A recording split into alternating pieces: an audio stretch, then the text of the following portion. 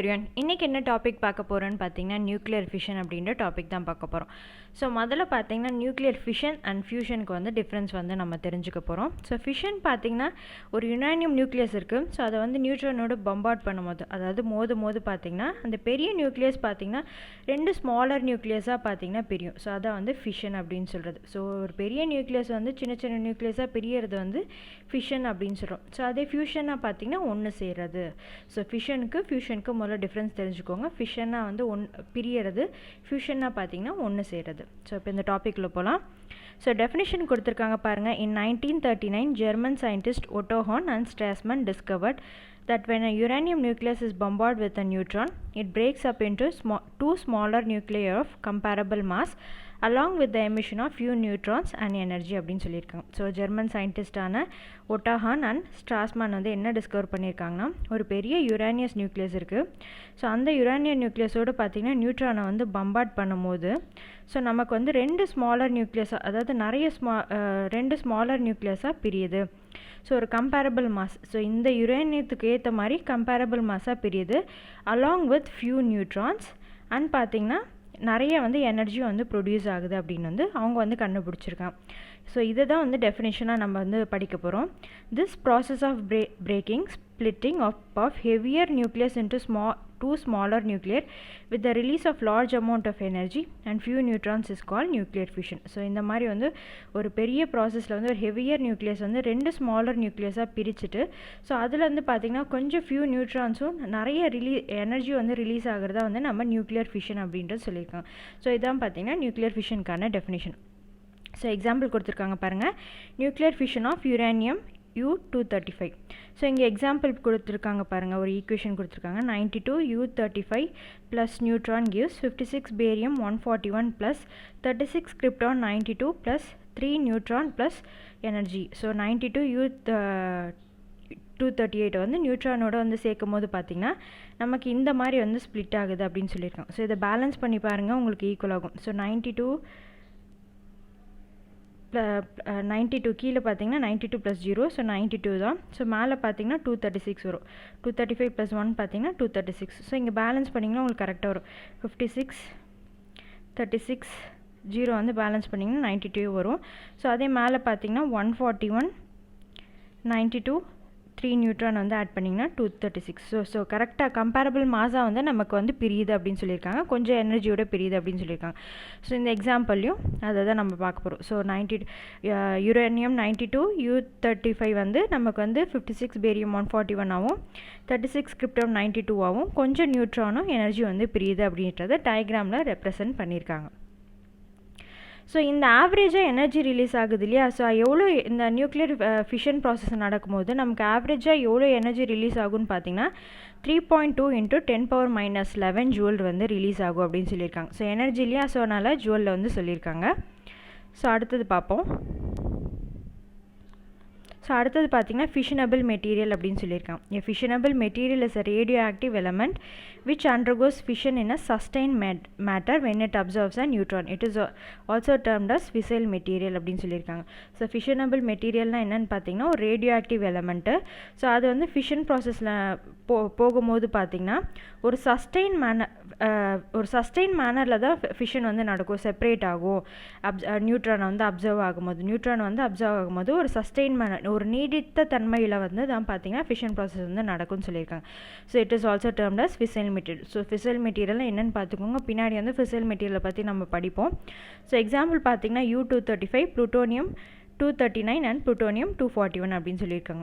All isotopes of uranium do not undergo nuclear fission. So எல்லா isotopes of யூரேனியமும் வந்து பார்த்திங்கன்னா நமக்கு வந்து நியூக்ளியர் ஃபிஷனுக்கு வந்து போகாது அப்படின்னு சொல்லியிருக்காங்க. நியூட்ரான் வந்து அப்சர்வ் பண்ணும்போது நமக்கு வந்து நியூக்ளியர் ஃபிஷன் வந்து நடக்காது எல்லா யூரேனியமும் அப்படின்னு சொல்லியிருக்காங்க. For example, natural uranium consist of 92.28% of 92 uranium 238 and 0.72% of U-235 அப்படின்னு சொல்லியிருக்கோம். ஸோ நேச்சுரல் யுரேனியம்லாம் பார்த்திங்கன்னா இந்த நியூக்ளியர் ஃபிஷன் வந்து நடக்காது. ஏன்னு பார்த்தீங்கன்னா அதில் 99.28% of 92 U-238 and 0.72% of 92 U-35 இருக்குது அப்படின்னு சொல்லியிருக்காங்க.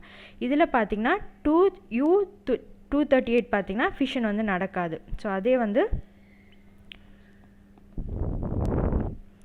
அதே பார்த்திங்கன்னா U35ல பார்த்திங்கன்னா உங்களுக்கு வந்து ஃபிஷன் வந்து நடக்கும். ஸோ U35 வந்து ஃபிஷனபிள் மெட்டீரியல், அதே வந்து U238 பார்த்திங்கன்னா நான் ஃபிஷனபிள் அப்படின்னு சொல்லியிருக்காங்க.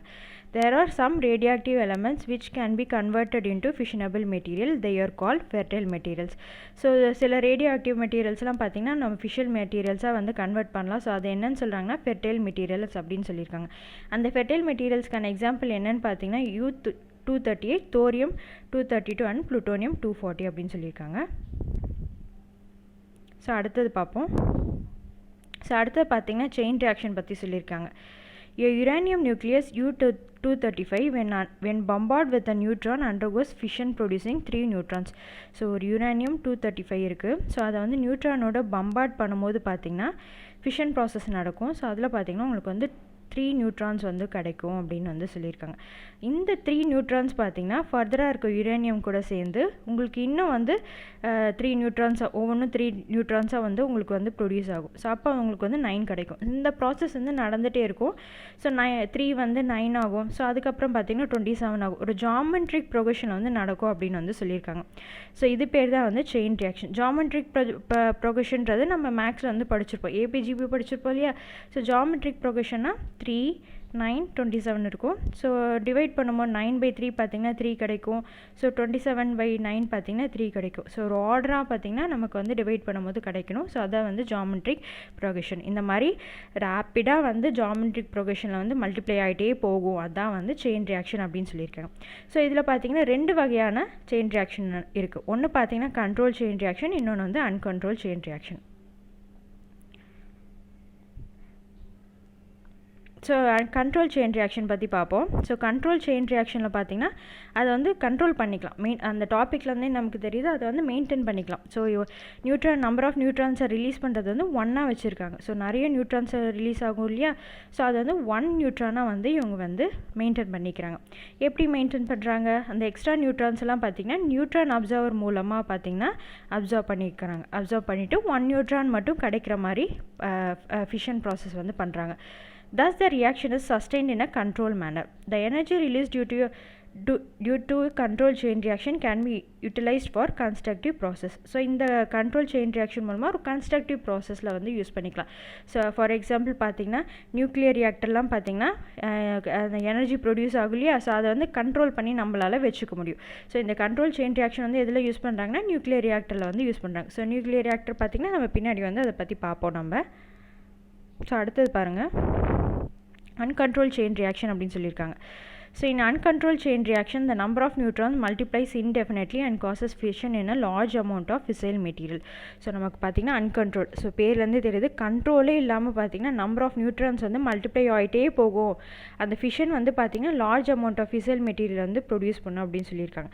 This result in the release of huge amount of energy within a fraction of second. ஒரு ஃப்ராக்ஷன் ஆஃப் செகண்டில் பார்த்திங்கன்னா உங்களுக்கு வந்து நிறைய எனர்ஜி வந்து ரிலீஸ் ஆகிடும். இந்த கைண்ட் ஆஃப் ரியாக்ஷன் வந்து இதில் யூஸ் பண்ணுறாங்க, ஆட்டம் பாம்பில் வந்து யூஸ் பண்ணுறாங்க. ஸோ நம்ம வந்து கண்ட்ரோல் செயின் ரியாக்ஷன் வந்து நியூக்ளியர் ரியாக்டரில் யூஸ் பண்ணுறாங்கன்னு பார்த்தோம். ஸோ அன்கண்ட்ரோல் பார்த்திங்கன்னா ஆட்டம் பாம்பில் வந்து யூஸ் பண்ணுறாங்க. ஸோ அடுத்தது பாருங்கள். ஸோ டயக்ராம் கொடுத்துருக்காங்க பாருங்கள், எப்படி வந்து அன்கண்ட்ரோல் செயின் ரியாக்ஷன் இருக்குது.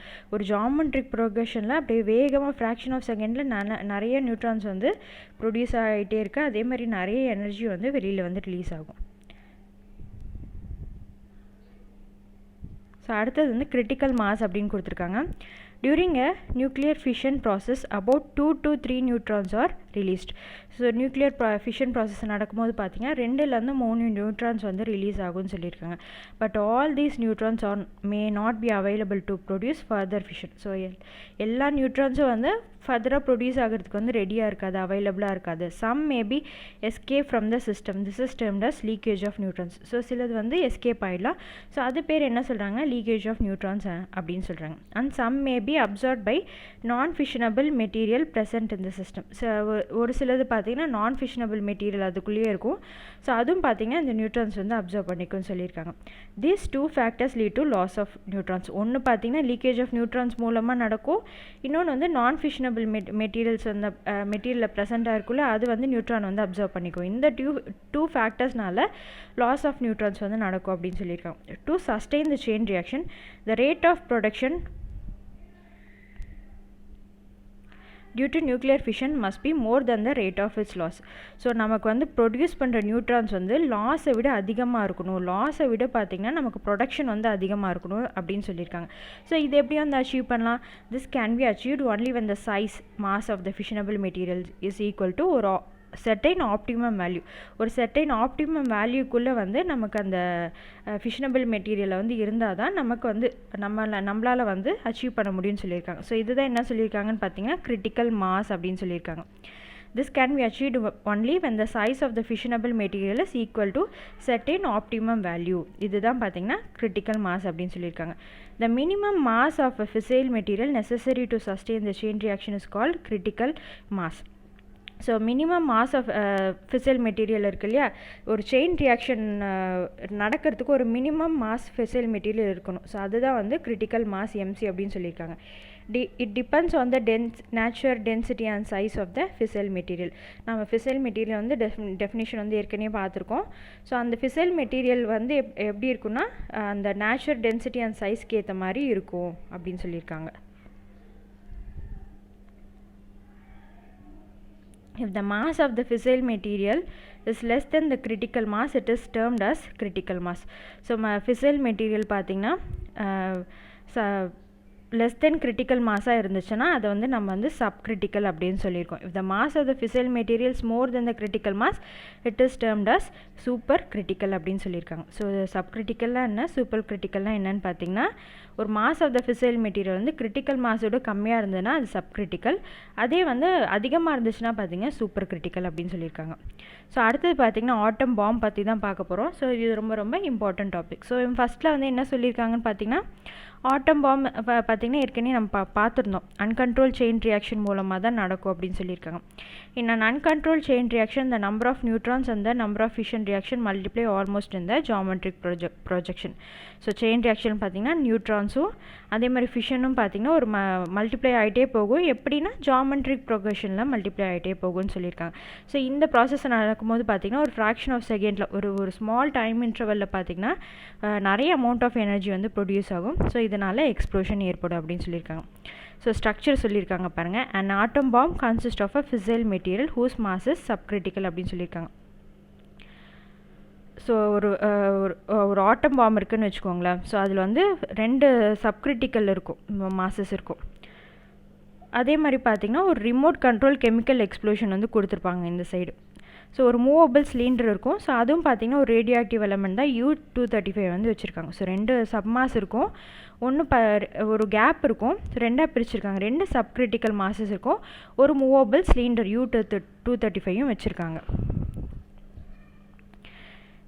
When atom bomb consists of piece of fissile material whose mass is subcritical நம்ம பார்த்தோம். This piece has a cylindrical void. ஒரு வெற்றிடம் இருக்கும். voidனா பார்த்திங்கன்னா ஒரு வெற்றிடம் இருக்கும். ஸோ இங்கே இருக்குது பார்த்திங்கன்னா ஒரு வெற்றிடம். ஸோ இந்த வெற்றிடம் தான்